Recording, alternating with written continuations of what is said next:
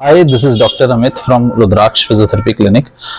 आज मैं यहाँ पे एल्बो के आसपास के फ्रैक्चर जो हो जाते हैं उनके बारे में बात करना चाहता हूँ। जैसे कि नितिन का अभी रिसेंटली यहाँ पे एल्बो के आसपास इस ह्यूमरस बोन में फ्रैक्चर हुआ था and the fracture was communicated, यानी कि काफ़ी ज़्यादा बोन्स काफ़ी ज़्यादा ब्रेक हो गया था, कई टुकड़ों में टूट गई थी। तो उसकी वजह से कई बार हमारा नॉर्मल प्लस्तर से या ओपन रिडक्शन इंटरनल फिक्सेशन से फ्रैक्चर जुड़ता नहीं है, तो हमें इली-ज़ेरोव्स एपरेटस लगाना पड़ता है। ऐसे करके एक रिंग सा केज होता है जिसको हम इली-ज़ेरोव्स एपरेटस कहते हैं। तो आप यहाँ पे देख सकते हैं कि ये दो निशान, यहाँ पे एक नेल यहाँ से गया और इस तरफ से बाहर निकला, एक नेल यहाँ से इंसर्ट किया, यहाँ से बाहर नया, और पूरा शिकंजा ऐसे बाजू को पकड़ लेता है ताकि कैलस फॉर्मेशन जो है वो बोन की बहुत अच्छी तरह से हो सके।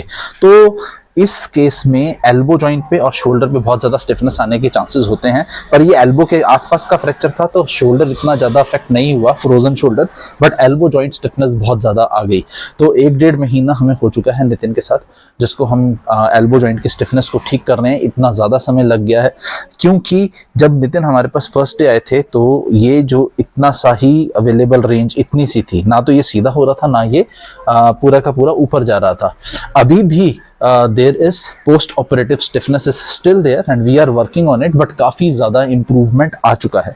अब अगर हम इसको दोनों तरफ से ऐसे मोबिलाइज करते या बाजू को दोनों रेंजेस में खोलने की कोशिश करते हैं, एल्बो जॉइंट एक्सटेंशन इसे कहते हैं और एल्बो जॉइंट का फ्लेक्शन ये होता है, तो यहाँ पे एल्बो जॉइंट पे मायोसाइटिस ऑसिफिकेंस की कॉम्प्लिकेशन डेवलप हो जाती है, जिसके लिए हमें दोबारा से सर्जरी करानी पड़ जाती है। तो एल्बो जॉइंट के आसपास अगर स्टिफनेस आए तो बहुत ध्यान से आपको एल्बो जॉइंट की स्टिफनेस को रिड्यूस करना चाहिए, नहीं तो मायोसाइटिस ऑसिफिकेंस का कॉम्प्लिकेशन बहुत ज़्यादा प्रोन है to the elbow joint fracture और operations near the elbow joint.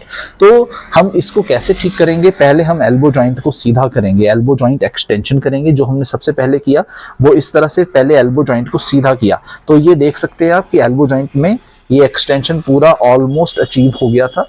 तो यह पहली रेंज थी जो हमने एल्बो जॉइंट की खोली थी। उसके बाद what we did is pronation and supination of the elbow joint. ये फोर आर्म की, ये this is pronation and this is supination.